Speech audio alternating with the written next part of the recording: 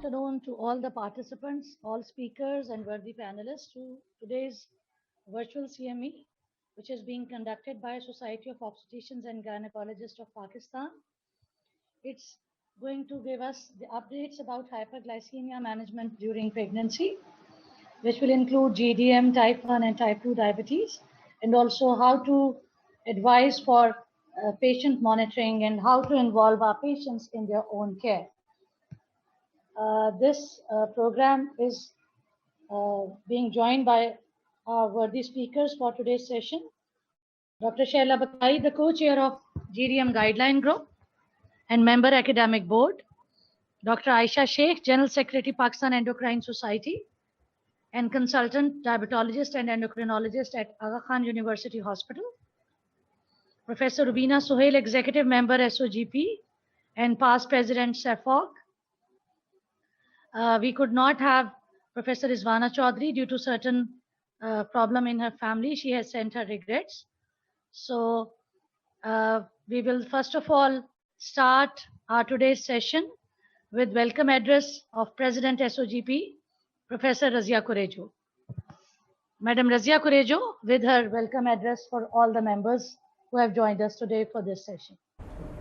Bismillahirrahmanirrahim. Dear all SOGP members, healthcare providers, members of the Pakistan Endocrine Society and all the family physicians. Assalamu alaikum.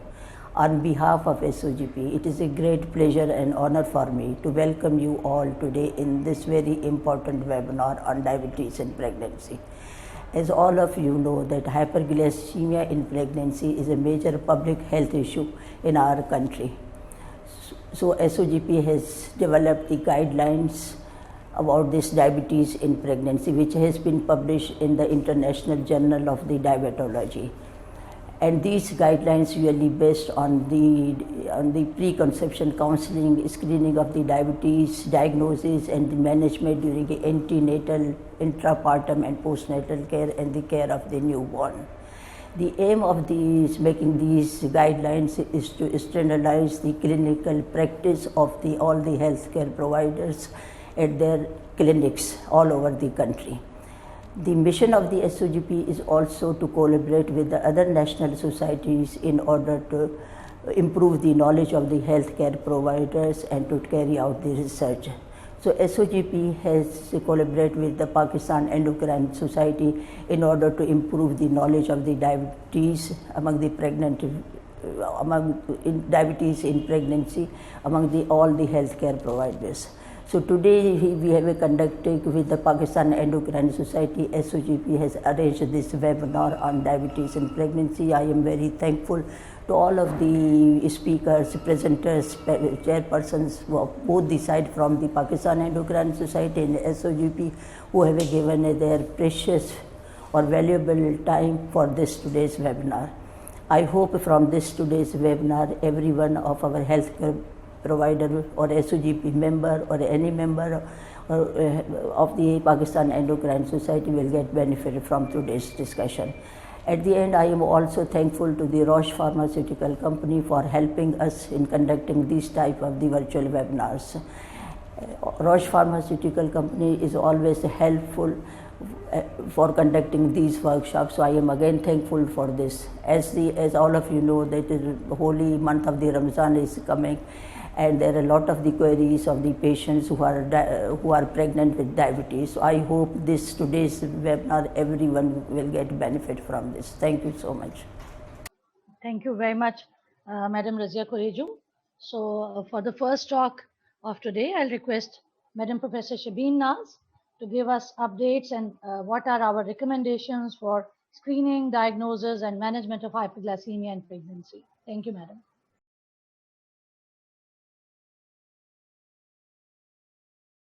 In the name of Allah, the most beneficial, the most merciful, I'm here to present hyperglycemia and pregnancy, few evidences and facts which are available the world over and what we are supposed to do in this situation. And I'm thankful again to SOGP, PAS, Roche Diagnostics to provide us this opportunity to share and there's no conflict of interest for this presentation. And we all know that hyperglycemia is one of the most common medical conditions women encounter during pregnancy. And according to 2019 IDF estimates, 20.4 million women are suffering from diabetes at this time. And the age group, with the increasing age group, the prevalence of diabetes is also increasing, to the extent that there are 7 countries in the world, according to FIGO, and 55% of the global live births and 55% of the global burden of diabetes is borne by these countries, which include India, China, Pakistan, Indonesia, and Bangladesh. That means 1 in 6 live births are affected by hyperglycemia in pregnancy, adding to the huge global burden of disease. And if you look at this map, which was published in 2019 by IDF, International Diabetes Federation, the gray areas in the world, they have no data source for hyperglycemia in pregnancy. We can see Pakistan somewhere here, but still we know that there are no appropriate data source available with our country also. The reason we all know that there is no consensus for the agreed definition and screening methodology all over the world, all over the country, and in different units of our OBGYN departments. So the points of discussion will be, I'll talk a little bit about history of insulin, screening and diagnostic strategies for hyperglycemia and pregnancy, and a little bit about insulin, when to start, and appropriate dosage and timings of insulin. So we are celebrating insulin centenary, that means 100 years of insulin. We all know that it was discovered in 1921, and this was an opportunity to reflect on the advancement of diabetes care in the past 100 years, an ambition for the next 100 years to strive to defeat diabetes and manage hyperglycemia in pregnancy. And we also know that before the advent of insulin, pregnancy was almost impossible. The outlook for both woman and infant remained dismal. Maternal mortality was 50%, and the rate of pregnancy loss was more than 40%. Those women who were saved in the pregnancy, they used to die in the next 2 years because of complications or tuberculosis as a result of diabetes in pregnancy. This situation was so dismal that Dr. Joseph D. Lee, who was considered as father of obstetrics those days in 1913, he stressed that pregnancy should be terminated if complicated by diabetes, as the maternal and fetal risk was too high. And the irony of the situation was that most obstetricians supported D. Lee's recommendation at that time. Talking about Jocelyn, who was the first American who specialized in diabetes, and in his manual, which he wrote for doctors and patients in 1919, 2 years before the advent of insulin, he said that no diabetic boy or girl should get married until they are ready to face the problems of diabetes with a smile. He further advised that marriage involves no danger for women, but parturition does involve danger for the woman. And then he finally, about genetic advice, he said that two diabetics should not marry and have children. The discovery of insulin was the start of journey towards saving and improving lives. And with the start of, before the advent of insulin, 100 years ago, a diagnosis of type 1 diabetes or hyperglycemia in pregnancy meant certain perinatal, maternal, and child mortality. This Thompson's Leonard was the child who was first injected the insulin. You can see that the picture before. He was 14 years of age, and you can see the picture after, 2 months after he was started with insulin. So such was the revolution for type 1 diabetics and also for hyperglycemia in pregnancy. Elizabeth Evan Hughes, who was the daughter of Charles Evans Hughes, who was the Secretary of State in US, was one of the Bentinck's most famous patients. At age 15, Elizabeth weighed only 45 pounds, and she survived and later had several successful pregnancies. Over the last 70 years, since the discovery of insulin, the pregnancy outcomes in terms of perinatal mortality in women with insulin-dependent diabetes has continued to improve. But what is happening in our part of the world? अस्सलाम वालेकुम इकरा, आपकी उम्र 21 साल है, आपकी शादी को 1.5 साल हुआ है और आप हमारे पास अभी माहवारी वो अपने हमल के 5वें महीने में आई है ना, और आपको अभी अल्ट्रासाउंड में कुछ मसला बताया गया है। क्या मसला बता रहे हैं आपके बच्चे? दिल बच्चे का सही नहीं बना हुआ है। और कोई तकलीफ आपकी मसला बताया गया है आपका? शुगर का, आपकी शक्कर बढ़ी हुई आ रही है ना, और कितने दिन पहले पता चला है? इससे पहले नहीं पता चला। आप डॉक्टर के पास गई थी इस प्रेगनेंसी में शुरू से? अच्छा, और शक्कर का टेस्ट नहीं हुआ था कभी? अच्छा, अभी जो है ये मुझे बताएं कि आपकी जो खानदान में किसी और को शक्कर है? आपकी अम्मी अब्बू को, भाइयों को? और भाइयों को? अब भाई आपके वजन में ज्यादा है या नॉर्मल है? अच्छा, उसका टेस्ट हुआ है? शादी रिश्तेदारों में? शादी आपकी रिश्तेदारों में हुई है? गैरों? So this is the irony of fate. This primea gravida, she is 19 weeks pregnant, has never been tested in early pregnancy. She had been attending doctors since the very start of her pregnancy. She has come from Sakkar, and incidentally, the fetal anomaly was found incompatible with life, and her blood sugar was more than 250 milligrams at her first attendance. So for one mistake made for not knowing, 10 mistakes are made for not looking.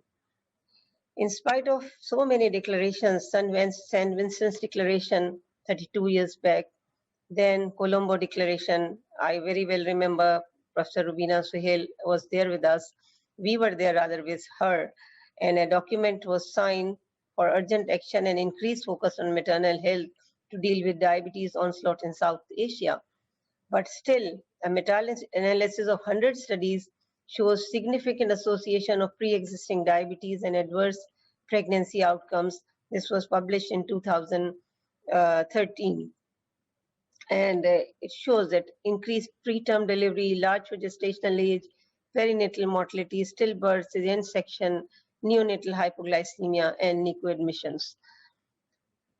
Another very important thing is hyperglycemia at conception is associated with risk of congenital malformations. We just saw this picture, this video, and the risk of congenital malformation and anomaly in women with pre-existing diabetes exponentially increases with increase in HbA1c.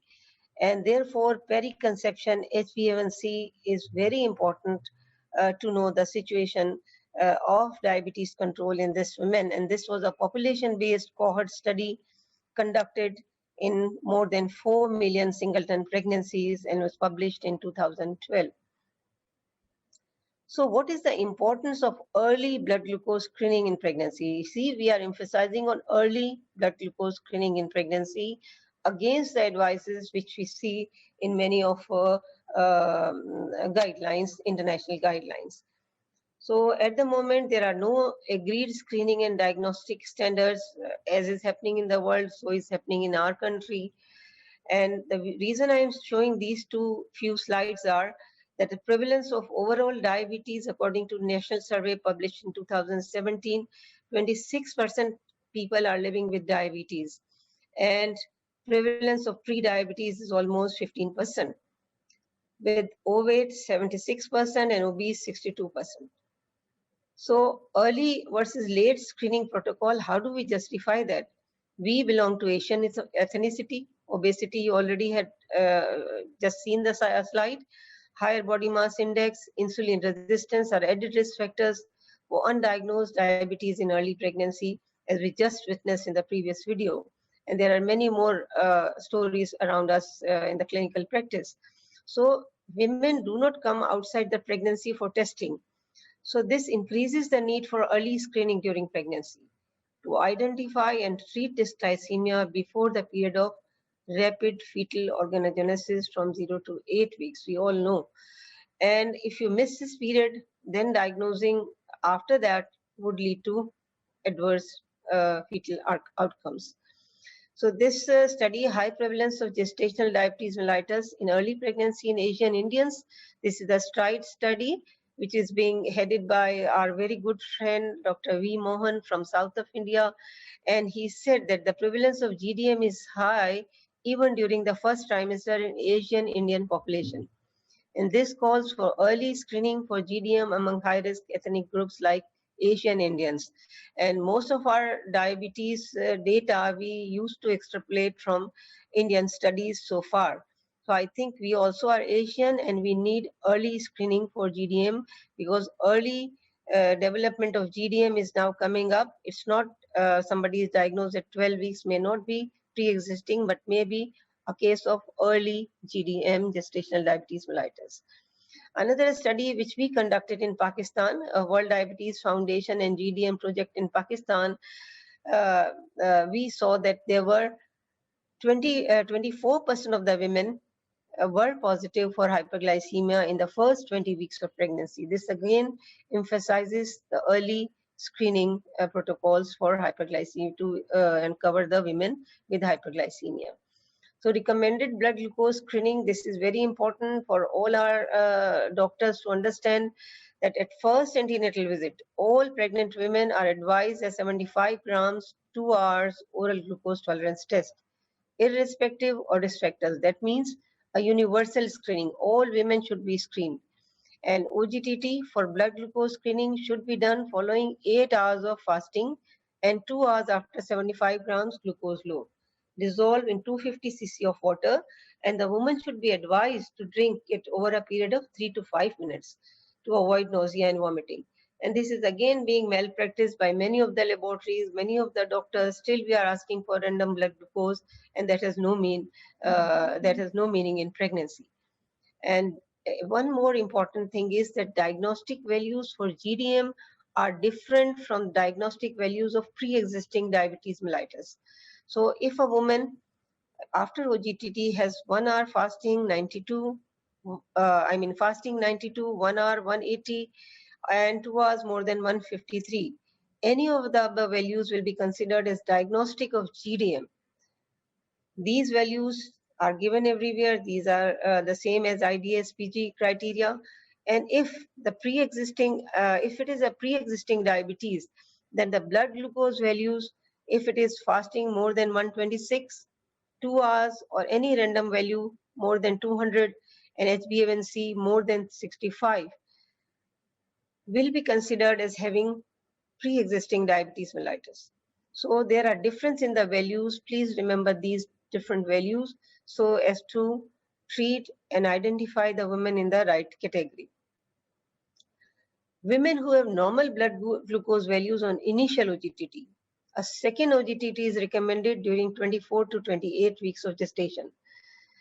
And in our situation, most of the guidelines, they say that do not do testing after 24, 28. But again, in third trimester, if she is screen negative in the first 2 trimesters, and especially if she belongs to high risk group, if she is obese, had a macrosomic baby, family history of diabetes, previous history of GDM, and obviously an Asian ethnicity.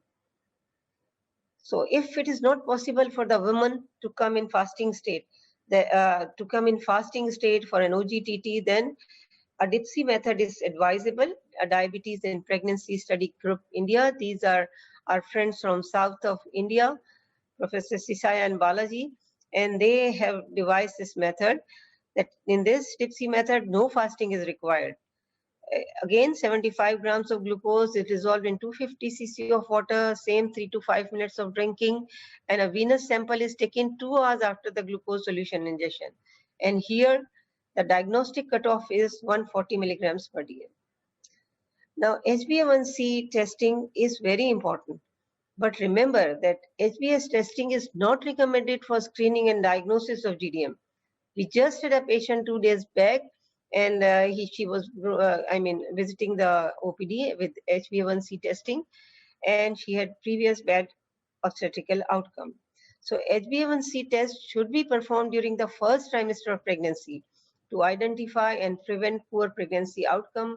As was shown in video, her HbA1c was 7.2 when she first presented to hospital. And high value, more than 6.5%, is diagnostic of pre-gestational diabetes mellitus that may be associated with higher risk of fetal anomalies in women with pre-existing diabetes, but HbA1c testing is not recommended for screening and diagnosis. Again, I'm emphasizing for our junior doctors and our practicing physicians. Now, the failure to diagnose is a great मेरा नाम शवाल खातून है और मैं लड़काना से आई हूँ और ये है कि मेरा जो है ना अभी ये 8वां बच्चा है जिसमें मेरे पास सिर्फ 2 बच्चे हैं और बाकी सब जो है ना वो कोई 3 महीने में कोई 2 महीने में ज़ाया हो गए हैं। तो हम यहाँ कराची आए थे अल-तिबरी अस्पताल में किसी और मरीज़ को दिखाने, तो फिर हमें बोला गया कि So this woman was from Sakkar. She was in 3rd month of her pregnancy, and she had multiple pregnancy losses previously, but was never tested for hyperglycemia in pregnancy. And she came to us for somebody else, and we found her with high blood sugar levels. So in spite of so many pregnancy mishaps, she was never tested for her blood glucose in pregnancy. And the irony of fate was that she was attending a tertiary care institution and she was given Clexine in view of previous pregnancy losses. But nobody thought of testing for her blood glucose values. This is something which we, very small, very basic test, and we tend to miss it. So relationship of lifestyle in obstetric and perinatal outcome is, there is a huge relationship of lifestyle in obstetric and perinatal outcome. Review of retrospective review shows that insulin and lifestyle alone, as far as maternal weight gain, hypertension and preeclampsia has got same p-value. That means if lifestyle is advocated, maybe that we do not need insulin at the first instance. It is such an important intervention. Similar is the case with lifestyle plus insulin and lifestyle only. There is, as far as fetal outcomes are concerned, macrosomia, birth weight, premature births, and neonatal jaundice and shoulder dystocia, the p-value is insignificant. That means lifestyle modification must be advocated to women because we find it easier to write insulin and difficult to tell so much about the lifestyle. The question is that when should medical therapy be started? The standard of care is to start the medical therapy if fasting blood glucose is more than 95 because we cannot procrastinate for a longer time. We have to decide within 1 week of uncontrolled hyperglycemia in pregnancy. If fasting is more than 95, if 1 hour postprandial glucose levels are more than 140 and 2 hours postprandial glucose levels are more than 120 milligrams, this is the time to decide for therapy, insulin medical therapy for diabetes. So metformin is the time-tested drug. Glibenclamide is no more being advocated because of its fetal effects and neonatal effects. So the important message is that switch from oral hypoglycemic agents to insulin should be done prior to conception. If a woman has conceived on some oral hypoglycemic agents, any hypoglycemic agents, please do not immediately change that and shift her to insulin, because insulin would take some time for finding the optimal dosage and control. And hyperglycemia in fetus, hyperglycemia that the fetus is exposed to is more dangerous to fetal DNA than any of the present oral hypoglycemic treatments. So shift her to insulin gradually. Insulin is the drug of choice that we all know for the treatment of hyperglycemia in pregnancy because it does not cross placental barrier. But in developing world with increasing rate of diabetes, cultural beliefs at odds with insulin injections and prohibitive costs, and the fears, beliefs, and the knowledge which is not there in healthcare providers, unfortunately, and in women who are to be administered this insulin. And in addition, usage, storage, and cost of insulin, they are all the important barriers which has to be taken into consideration. So The different insulin therapies which are used in pregnancy do not seem to affect obstetric and perinatal outcomes. We have to remember this. Our students, our doctors, our family practitioners, they have to remember this, that all insulin therapies are almost same. By all I mean those where the pregnancy category is in B. See, regular, aspart and lispro, they are the short-acting insulins against NPH and Detimer, which are long-acting insulin. So regular, aspart, lispro, NPH, Detimer, they fall into category B.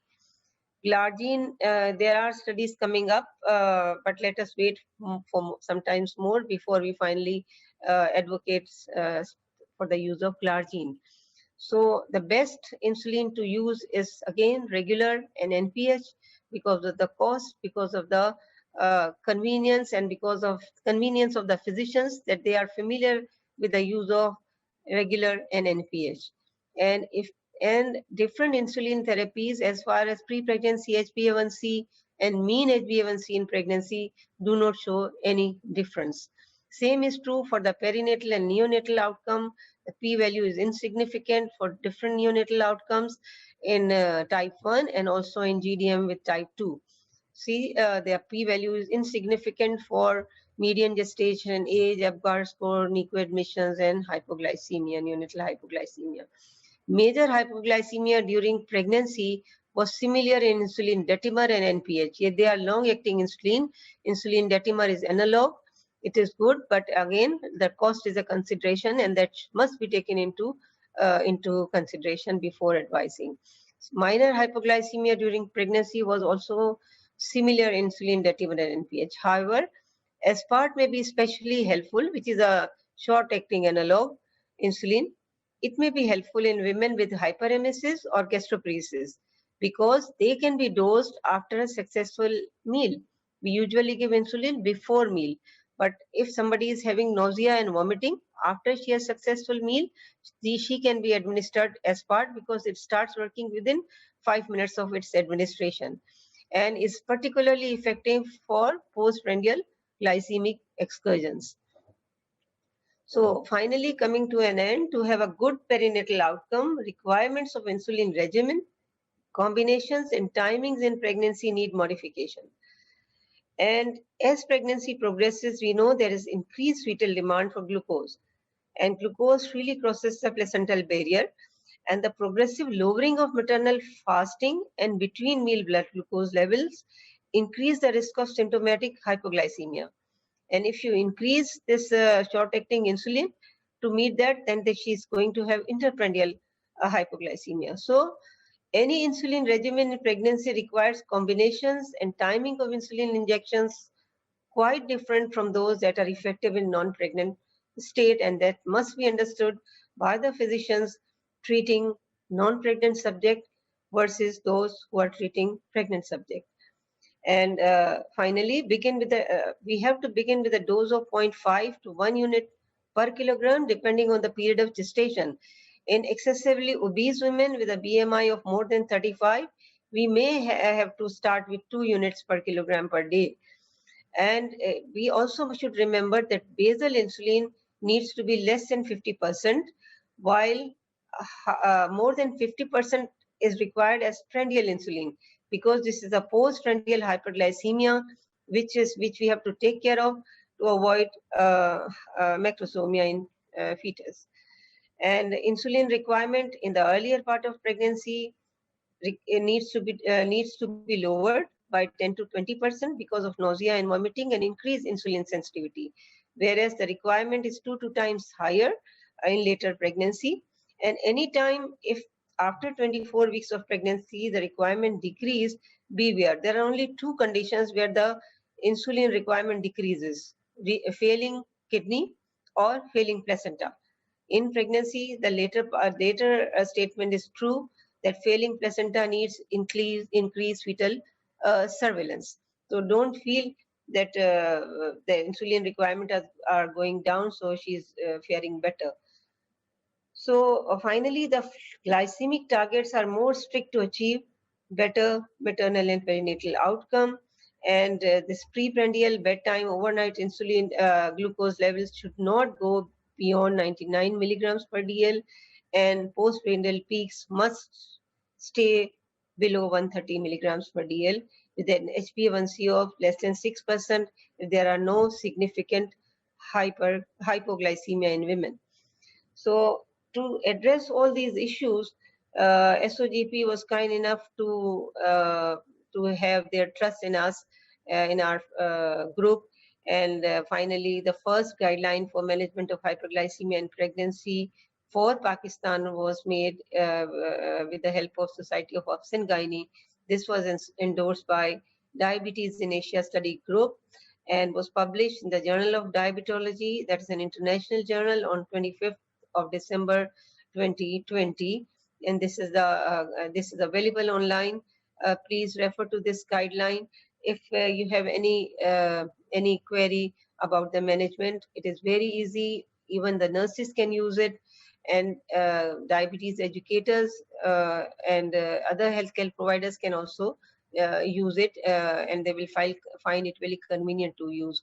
With this, I'm thankful to the group who contributed a lot in designing and in making and in finalizing these guidelines, especially Dr. Shaila Bakai, who was a major help, Dr. Farooq, Dr. Ahil, Dr. Rizwana, and above all, Dr. Halima, Yasmin, and Razia Kureju.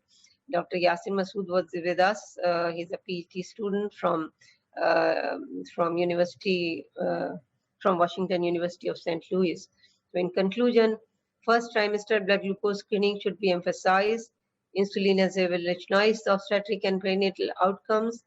Different insulin therapies used in pregnant women do not affect obstetric and fetal outcomes. Its poor glycemic control prior to or during gestation is associated with poor obstetric and maternal outcomes, obstetric and fetal outcomes. Any insulin regimen, type and dosage for pregnant women requires combination and timing of insulin injections different from those that are effective in non-pregnant state with strict glycemic targets. With this, I thank to all the participants. Special thanks to the chair and panel of the session, Dr. Shaila Bakai, Dr. Rubina Suhail, and Dr. Halima Hashmi, and our friends from Roche Diagnostics, members of SOGP, all our listeners, and Roche Diagnostics, especially for their help with this presentation. Thank you very much. Significance of multidisciplinary approach in glycemic surveillance by Dr. Hafiza. And I'm really grateful to Dr. Shabeen for her wonderful talk and very comprehensive approach to deal hyperglycemia in pregnancy, and for her acknowledgement for SOGP. Thank you, madam, for your contribution, and Dr. Shaila. Thank you very much. Over to you, Dr. Hafiza. Thank you, madam. Assalamu alaikum, everyone. I am pleased and honored to be part of this discussion today. So today I'm going to talk about the glycemic surveillance, significance of glycemic surveillance in diabetes. So as we all know that diabetes is on the rise worldwide, with a global prevalence in adults being 8.8% of the world population, which reflects a population of 425 million adults globally with diabetes, with an estimate of 48% increase to around 628 million people by 2045. So the cost of care of these people with diabetes now account for $727 billion globally, and it will keep growing.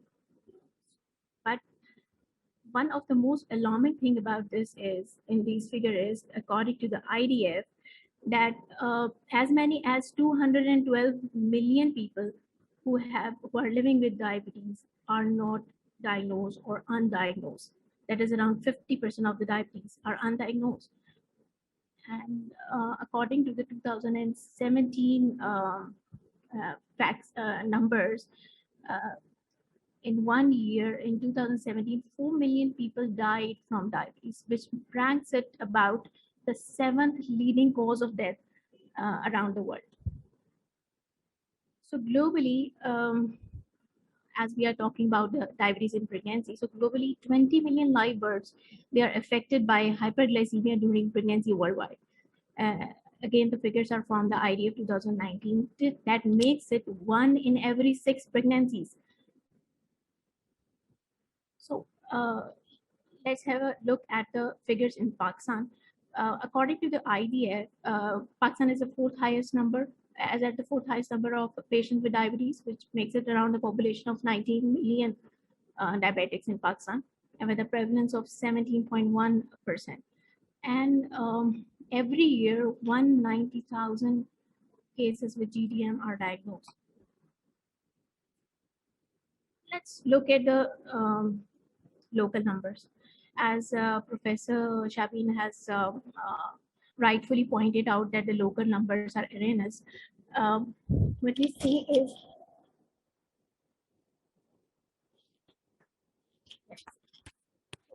in Pakistan, the disease was mostly unnoticed with no significant data available to date about the prevalence of disease and development of preventive strategies. So there are some conflicting results are available within Pakistan showing a varied prevalence ranging from as high as 26% in Peshawar and 4.2% in 4.2% to 8% in Karachi in different studies, and around less than 1% in Lahore, 22% in Balochistan. So it is difficult to project the true numbers since these studies recruited limited number of subjects and implied different diagnostic criteria for identification of GDM, adiposity, sedentary lifestyle, advanced immunity. These all are the factors which are leading to increased number of gestational diabetes in Pakistan. So we need to have more data to reflect the true numbers in Pakistan.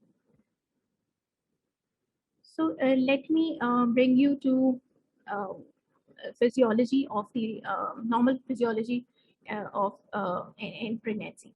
So you know that one of the common physiological change that occurs during pregnancy is the development of glucose intolerance, which causes a hyperglycemia.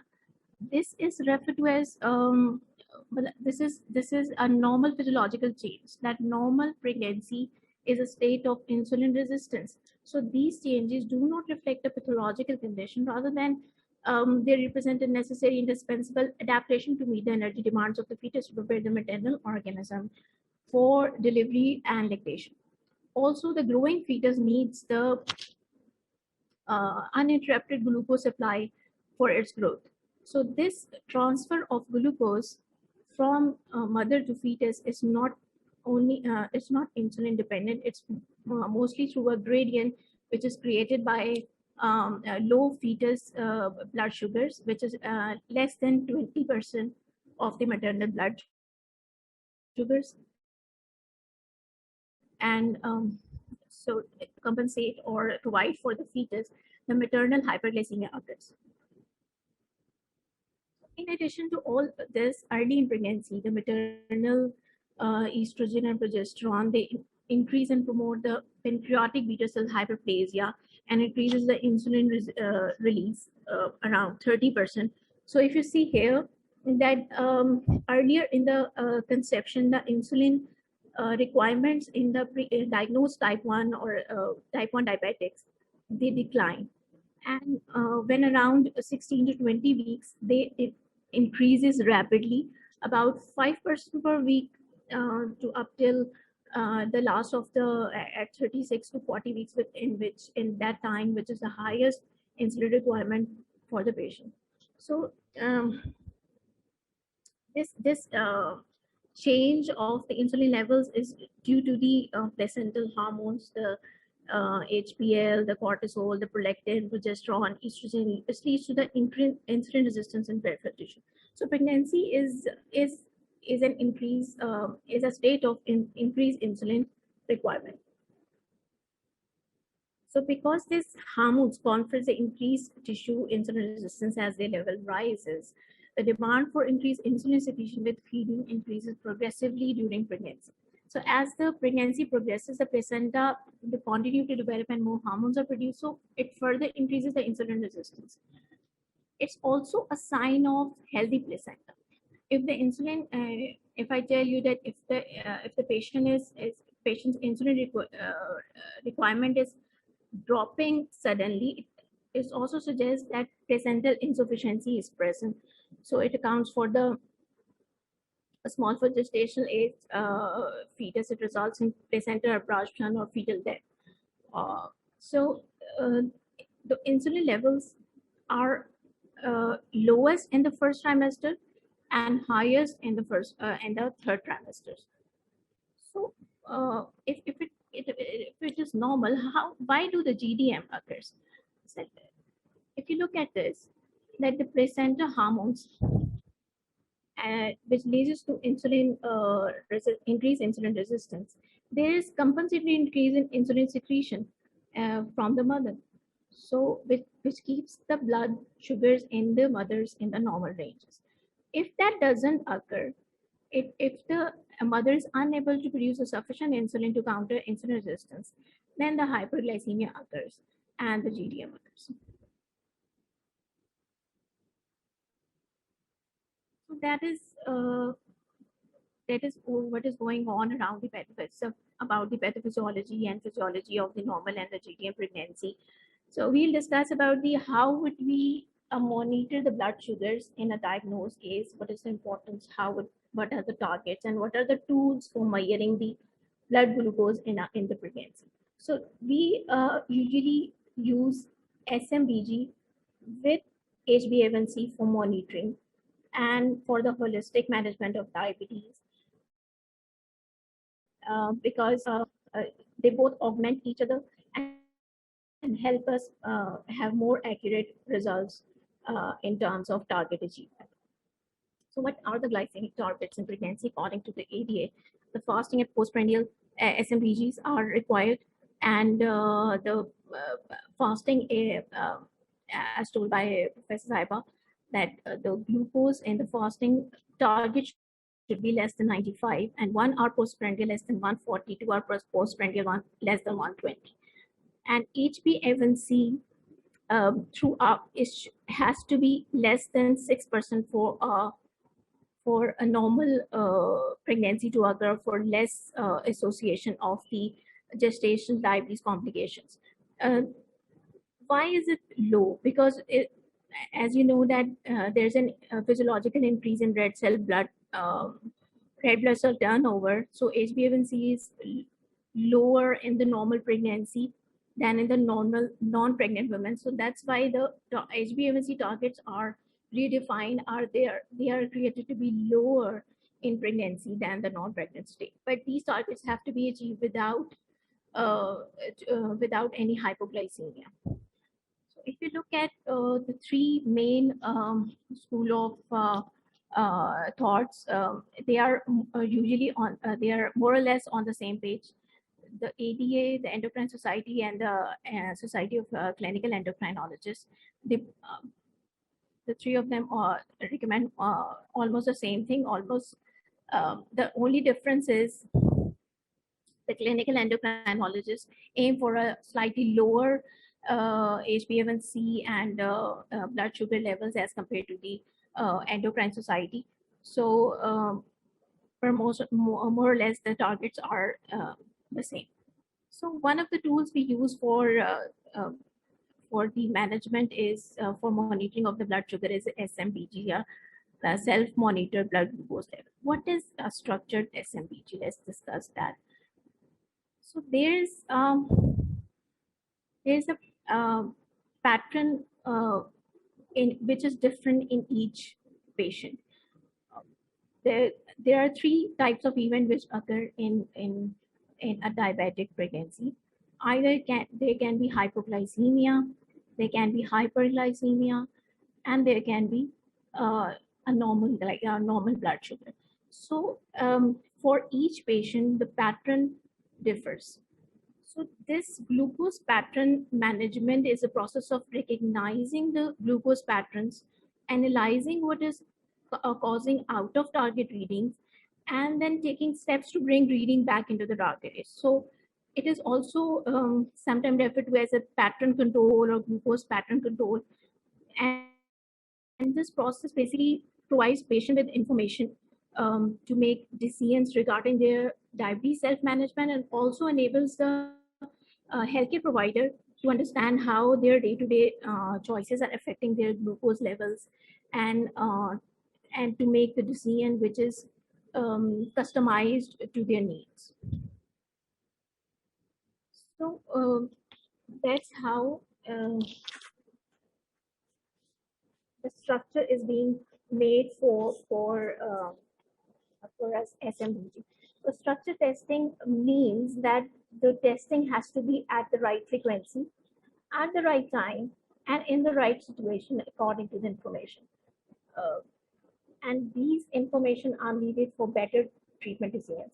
So structure testing requires that the patient and the physician agree on the goals of the glycemic control, which we discussed are the targets in gestation, and we should patient should be agree why they need to test, why they need to test so much, and when to test, when they need to test either preprandial or postprandially, or how frequent they need it, and what are the target values for each of the levels for it to be in the normal range.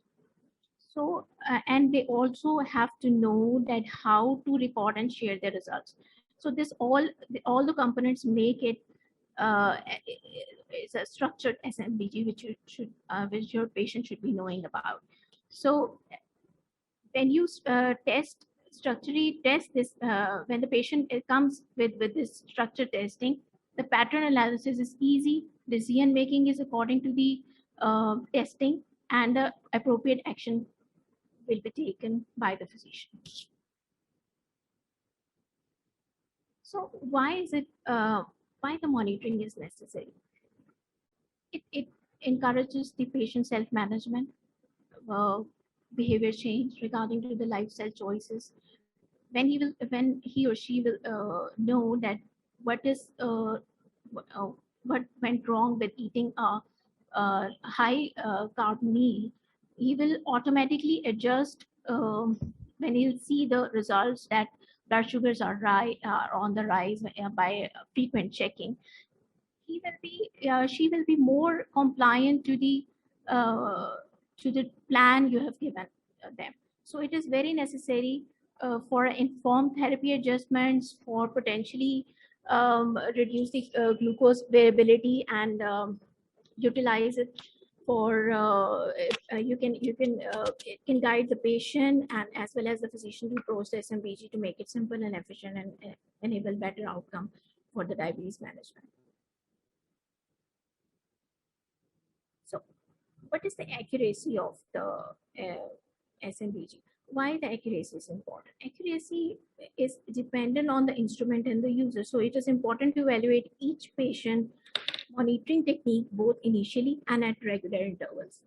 Optimal use of SMBG requires proper review and interpretation of data by the healthcare provider to ensure the data is used in timely and effective manner. So it affects the therapy decisions and patient well-being.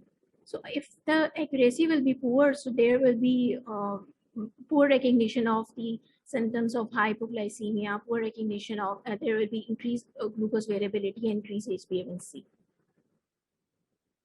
So what do you mean by accuracy? Accuracy means that the measured blood glucose and the true value of blood glucose, they have to be on the same page or being close to each other.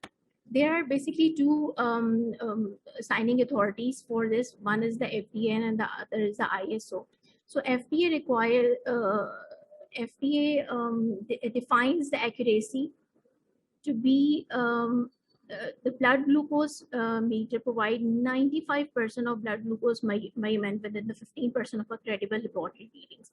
So with an inaccurate meter, a patient can have a true value of 400, but the meter will show maybe 300 or 550.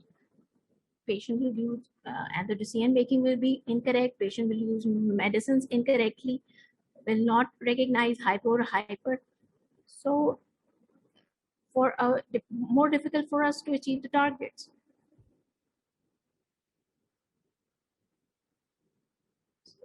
This is the Parker's error grid. It was published in 2000 based on a survey of 100 physician attendees at the June 1994 ADA meeting. This meter has been intended for use in assessing the clinical accuracy of blood glucose measurement for patient glucose monitoring. So clinical accuracy is focusing on the clinical relevance of the meter results in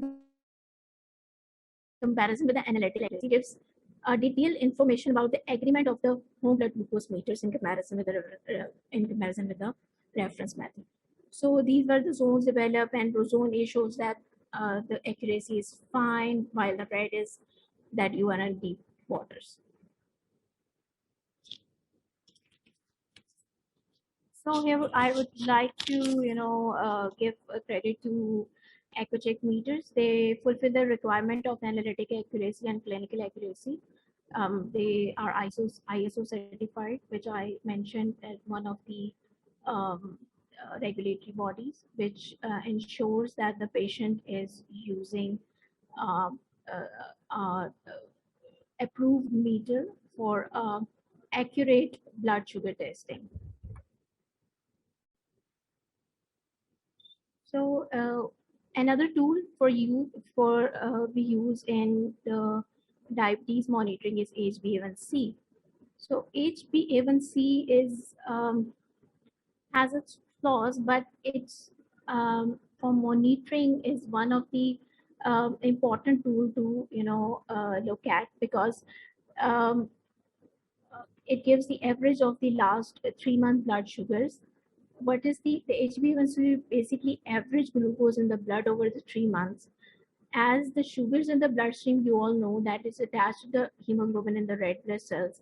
Once the sugar is attached, it stays there for the lifespan of RBC, which is 120 days, and it stays. So this is the reason that it has to be repeated after every 3 months. But in pregnancy, as I've told you before, that the glycated HbA1c turnover is increased. So the blood sugar has to be, the HbA1c has to be frequently monitored in in pregnancy. Around ADA recommended it to be monthly rather than 3 monthly. So again, there is a guidance. This is the guidance study, which was a cross-section study including the retrospective data extraction from the medical records of people with type 2 diabetes.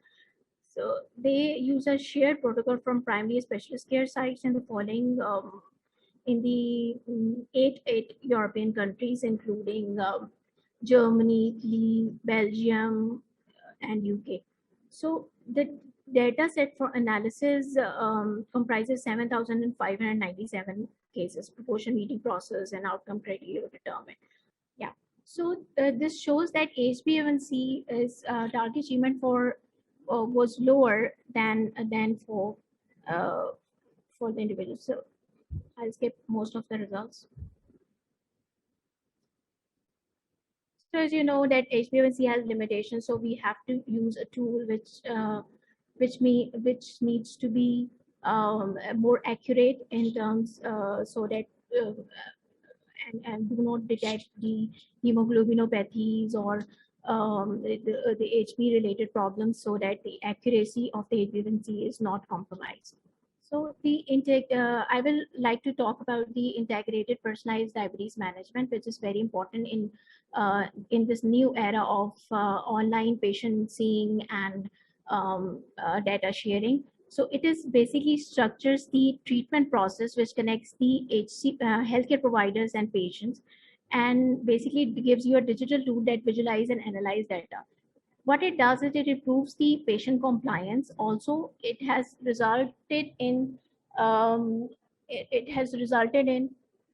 patient achievement of the target goals, and more accurately and more effectively than as compared to the normal routine procedures. So you all know that for the chronic disease management, there exists a clinical inertia of not taking the right steps at the right time. So it basically patients, the IPDM helps you to overcome this clinical inertia of taking the decisions at the right time initially when the problem is existing. So let's shorten this up and let's come on to the IPDM elaboration. So it's a 6-step process which supports the healthcare physician and patient in their joint decision-making process. Because you know that chronic disease is or a disease in which the patient has to live with it, and has the care model is different. In acute diseases where patient comes to you with fever or sore throat or anything else or UTI, what you do is you give a medicine for 5 days and patient gets well. When the patient comes with diseases like diabetes, when they have to live more than they have to change their life according to that, physician is not on the driving seat anymore. So what they have to do is empower the patient, educate the patient for better decision making, and that makes compliance makes the compliance of the patient better, and targets are achieved in more effective way. So it's a 6-step process.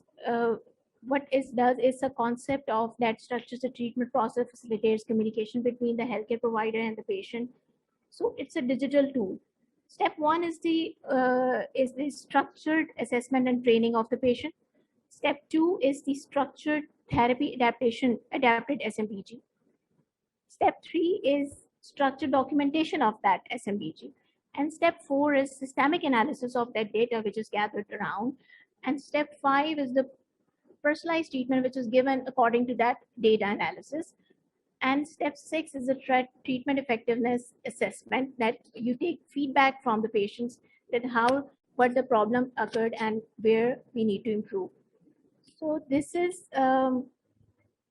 more early recommendation for therapy adjustments.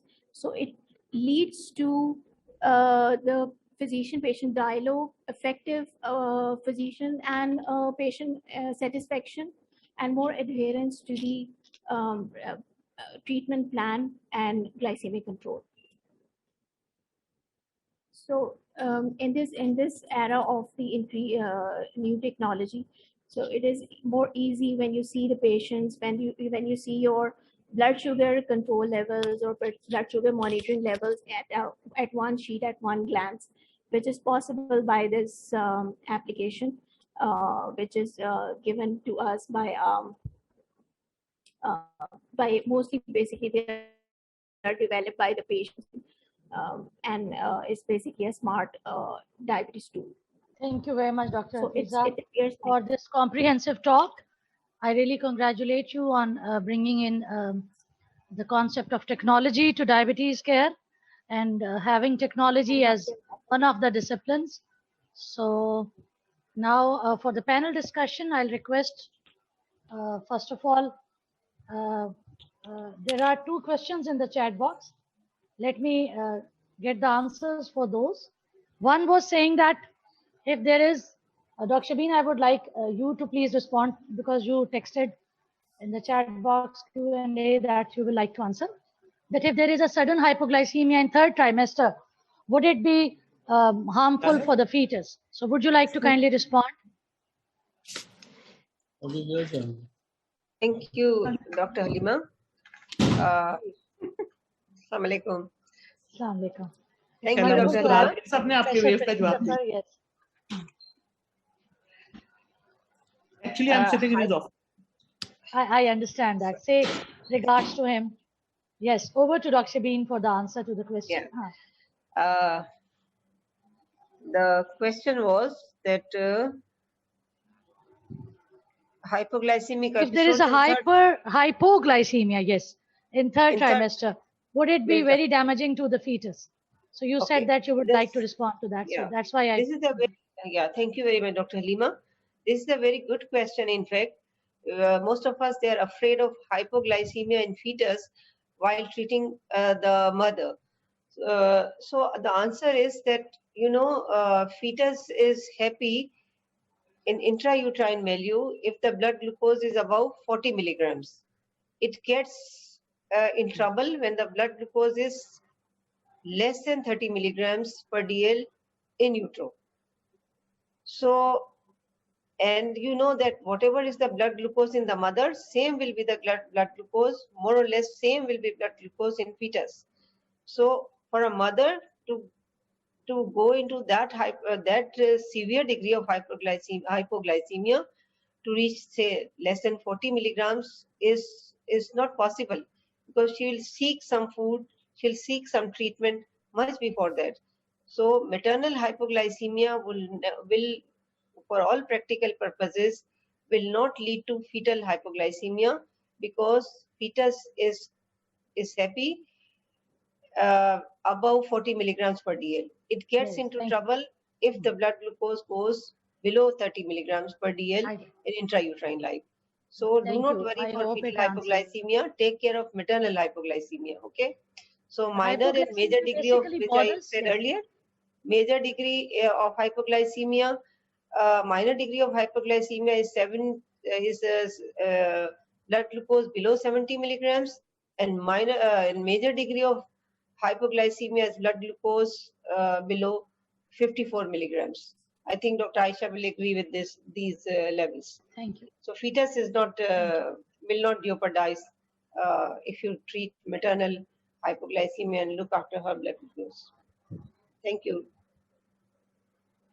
Thank you very much. I think it answers, and it's basically the neonatal period when we are more worried. Over here, the mother is taking care of the glucose levels for the fetus. So thank you very much to both the speakers. Now starting our panel discussion, my question from Professor Sheila Bakai. We had a lot of evidence presented to us today about screening, managing, which protocol to use. What do you think can be our local and national context recommendation, which can be user-friendly? How would you like to give your expert opinion for screening and a management strategy for our practitioners in a nutshell?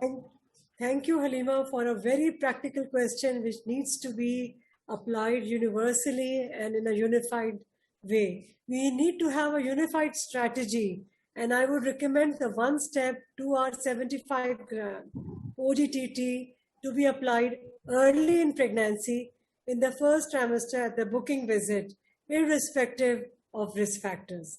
So universal screening for all pregnant women booking at your hospital is very necessary. And if this test is negative, you may go for a sequential screening at 24 to 28 weeks and thereafter in the third trimester, because we remain a high-risk group. And if the first 2 trimester screening were missed, you definitely need to do it in the third trimester. This is the general recommendation, but for people who cannot tolerate fasting, we can go for a non-fasting OGTT, the DIPSI method proposed by the Diabetes Study Group India. And if the glucose load is not tolerable, then we need to go for the fasting blood glucose. We need not miss an opportunity to screen for diabetes, because by the 2 presenters, they've shown that Pakistan is amongst the highest contributors towards the diabetic population. So we do not miss a strategy. If they say she vomited, we need to do it the non-fasting way, or we can do the fasting. And relying upon HbA1c solely is not warranted, because HbA1c just demonstrates the risk to the pregnancy. And in the first trimester, it would be useful in diagnosing pregestational diabetes. There was a question in the chat box that how do we know this is pregestational or GDM? You see, we have to go by the levels that we show. A chart was shown by Dr. Shabeen, which showed that pregestational diabetes would be diagnosed if the lady has a 7 millimole fasting blood glucose, or a postprandial or a random blood glucose of 11 millimoles, or that is equivalent to 200 milligrams, or if the HbA1c is above 6.5. This would qualify for a diagnosis. Any one value would qualify for the diagnosis of pregestation. Otherwise, she will be labeled as GDM. Yeah. Thank you. Thank you for taking care of the question from the chat box as well. Do we have Dr. Aisha among the panelists? Yes. Dr. Aisha Sheikh. Assalamu alaikum, Dr. Aisha. Dr. Aisha Sheikh is the Secretary General for Pakistan Endocrine Society, our partner for carrying out the nationwide initiative of equipping the practitioners with latest knowledge. Madam Aisha, I would like to put to you that in our national and in our local scenario, with this non-communicable disease coming up so rapidly, so rampantly rather, and mismanagement because of less knowledge, relying on poor evidence, on personal practices rather than the evidence itself. How do you think a woman who has a pre-existing diabetes, either type 1 or type 2, can be managed during pregnancy? What is the role of pre-pregnancy and a good prenatal care and a multidisciplinary approach? Dr. Aisha. Thank you, Professor Halima, for your kind invitation. And I'm really grateful to Roche Pharma for arranging this wonderful session. Wonderful talks by Professor Shabin Naz and Dr. Hafiza on their respective topics, and really grateful to be sharing this panel with all of you, Professor Shala Bakai, Professor Rubina Sohail. It's an honor to be here. So you are right, Professor Halima, it's a long road that we have to go through, because until unless we equip our physicians, even from the primary care, secondary care, tertiary care practices, that because we know that diabetes is so rampant in our society. Professor Shabin has shared 26% prevalence of diabetes in our society, and it's really there's an increasing prevalence in young age group as well of type 2 diabetes as well. So the physicians have to keep counseling their patients about preconception care as well, because many a times all of us come across patients who say that although they were aware that they have diabetes and they are getting managed for their diabetes, but they would get pregnant without a proper planning of their pregnancy, with poorly controlled diabetes, on drugs which are not safe in pregnancy. So the key is we have to, and this is what we are trying to do, educate our healthcare professionals enough that they bring up this subject to their patients, so that the patients cannot say we were never informed that we have to be in a good control or we have to avoid certain medication when they plan pregnancy. So although pregnancy becomes, planning a pregnancy becomes mostly an affair of the couple itself, but for a diabetic woman, it's important that the doctor should play a role in that planning. So that is the success. If they start with a good glycemic control, preconception, on safe medications, the pregnancy outcome is likely to improve. Thank you. Thank you very much. So now my question to Professor Rubina Sohail, how do you think, you being an executive member of SOGP and previously president of SAFOG, how do you think the role of professional societies comes up to tackle this very important national disease burdens, damages being done to our women and their children? Thank you very much, Halima. Thank you very much for your question. I think it is very important to understand, and it has been emphasized enough, that South Asian region, and especially particularly Pakistan, we are the high risk group for gestational diabetes. The second thing is that according to the policy of universal health care, and if we are following SDG 3 for health for all, it is very important that these kind of issues need to be tackled. Now, I think that the most important role that has to be played is by professional societies, because professional societies are the one who have to harness the potential of their doctors and make sure that they play an important part in creating sensitization, first of all, of the healthcare providers. Number two, of trying to form teams. So, for example, what SOGP is doing with the Pakistan Endocrine Society is that they have joined their hands together to make a team in order to instruct the general population and in order to instruct the healthcare providers. And these healthcare providers include nutrition educators, they include the doctors, they include the nurses, and the midwives and the family physicians. So I think the society has to play a very important role in trying to bring everybody together.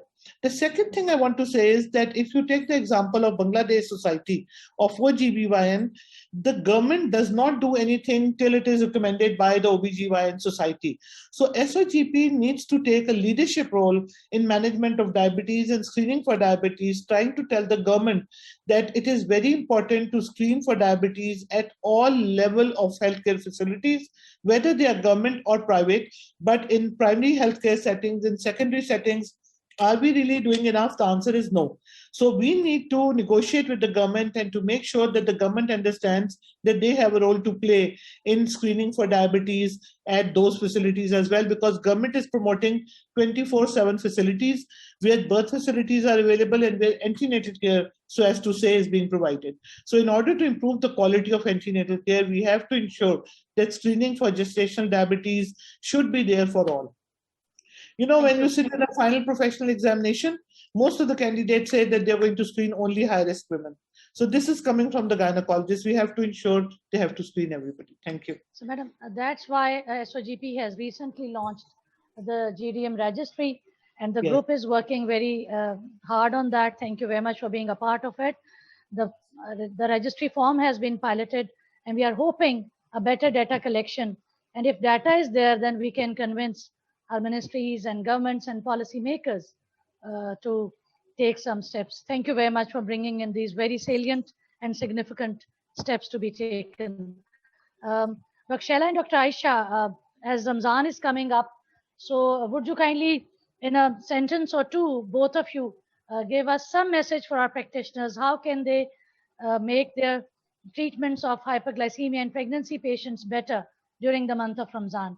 Dr. Shaila for GDM, and then Dr. Aisha on the same question, please.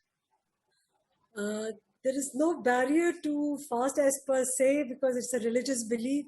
And if the diabetes is well controlled and the lady is doing good self-monitoring of blood glucose throughout, and she has seen, there has been a visit pre-Ramadan to her obstetrician and to the endocrinologist, I think she can conceive. And we need to just tell her that she needs to monitor, and she needs to find out where the safety limit stretches. So the blood levels needs to be spelled out.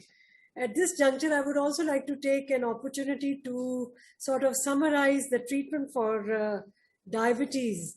You see, the treatment for pregestational diabetes begins pre-pregnancy, and Dr. Aisha has very well highlighted the role of pre-conception care.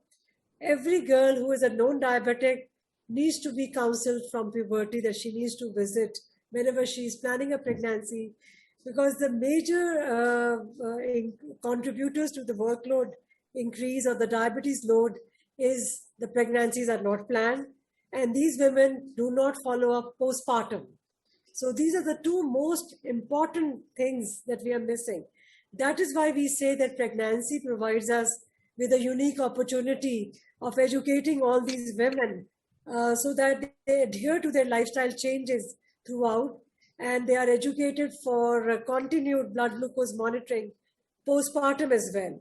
And we need to sort of develop long-term strategies. This would only prove a game changer in reducing the type 2 diabetes population in Pakistan. The treatment is, when we see them in pregnancy, we need to go for medical nutritional therapy and exercise. Usually people are not in for doing any type of exercise during pregnancy. But I would like to emphasize through your forum that 30-minute exercise, like a brisk walk, which can even be divided into two subsets of 15 minutes each, or if they're on bed rest, then arm exercises, they're important. And if the medical nutritional therapy fails to achieve the targets, or if there is a complex problem, the diabetes is complicated, then we need to go for insulin therapy. Metformin is safe, but this is not for all patients. We do need to switch it. Metformin and medical nutritional therapy fail to achieve the glycemic targets, we need to go for insulin. And every treatment plan should be individualized, prepared in conjunction with the obstetrician and or endocrinologist.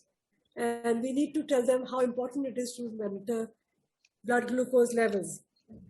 Ideally, we do the 7 blood glucose levels, but they can be tailored, because in order to improve patient compliance, we need to go for fasting and then any one level postprandial, and they can be switched. Sometimes she measures post-breakfast, sometimes she goes for post-lunch and post-dinner. This provides us with a snapshot of her glycemic control, and that those can be tailored.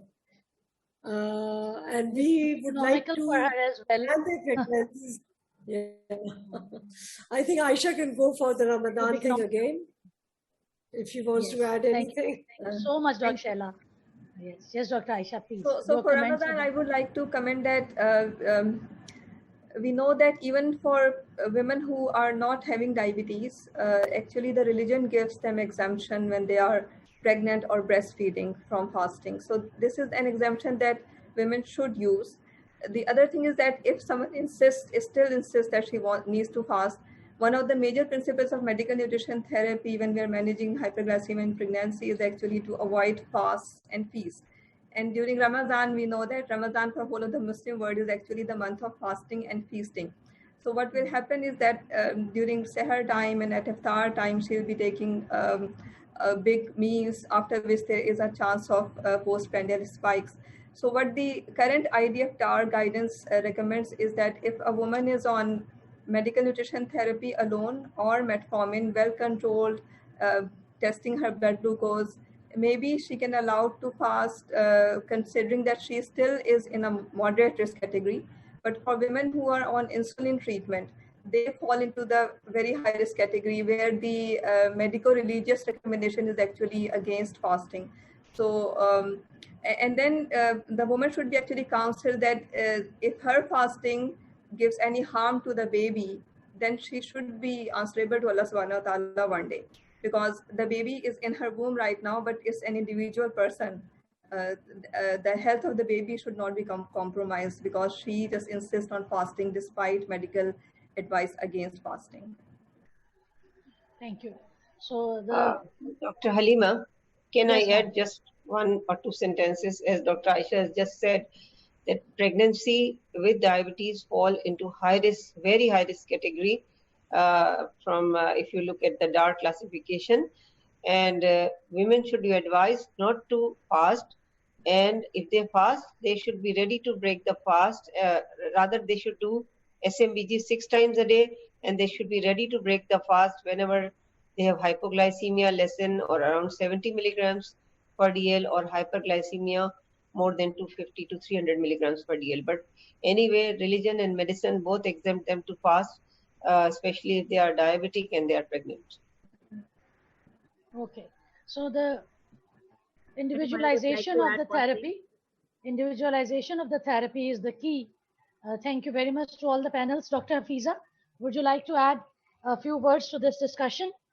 We have few questions on the Facebook, but most of them are already answered. Dr. Hafiza, would you like to add a sentence or two to this discussion so that then we can close formally? Yeah, but I just like to add not only the hyperglycemia, as you all worthy professors have said, that it needs to be monitored and tackled at time, but we should not forget the impact of hypoglycemia in pregnancy, which is equally bad, because hypoglycemia can lead to low birth weight babies in the pregnancy and more harm than hyperglycemia. So the women should also be educated regarding what to do in hypoglycemia and how to avoid it. And if they are to be reported with hypoglycemia, the treatment plan has to be adjusted beforehand. Thank you. So basically the optimal glucose level achievement by continuous monitoring, involvement of all of us, obstetricians, neonatologists, endocrinologists, as well as the nutritionist and the physician nurses or their local practitioners is the key to success. I again thank you very much to all my worthy panelists, to speakers and Roche Diagnostics and all members who joined us today on Facebook as well as on Zoom. Thank you very much. Have a good day. Thank you very much, everyone. Assalamu alaikum. Thank you very much. Thank you, Dr. Halima. Thank you, Rosh Pharma. Thank you. A very happy Ramadan to all. Thank you.